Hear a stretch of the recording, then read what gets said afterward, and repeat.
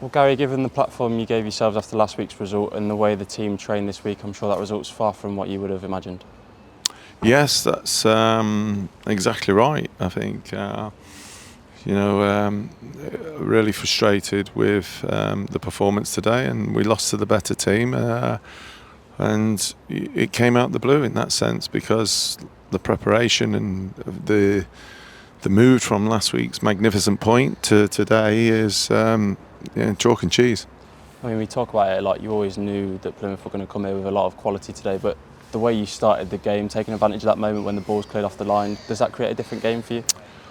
I think that's where we're at currently at this moment in time, is that the key moments, we're not being clinical enough is probably the best word when we're attacking, but also from a defensive point of view, we've conceded goals that we feel that are more than preventable and should be preventable.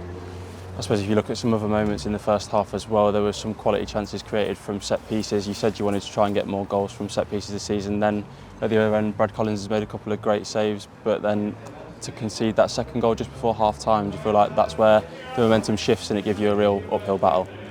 Yeah, I think that you're right in what you say about our set plays and then the delivery. However, today I thought there was one or two where we've not followed the plan, which is obviously something I've got to look at. But then when you talk about Brad Collins, the save that he makes is outstanding.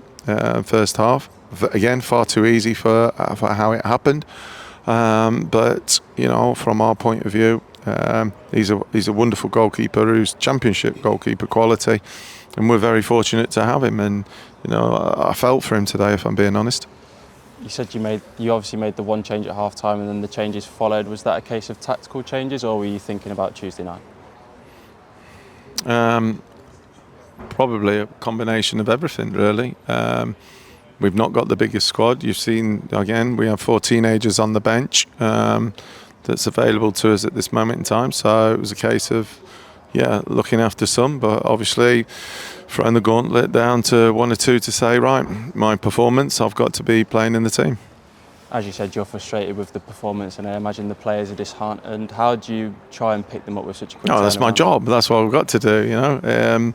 We've got to stick together, as we've just said there. We've got to take the home truths that come our way, and then there has to be a reaction, and that's what we're in control of. We're in control of our reaction, and they're an honest group, as you know, and they're a nice group, and what we've got to do is then show that reaction.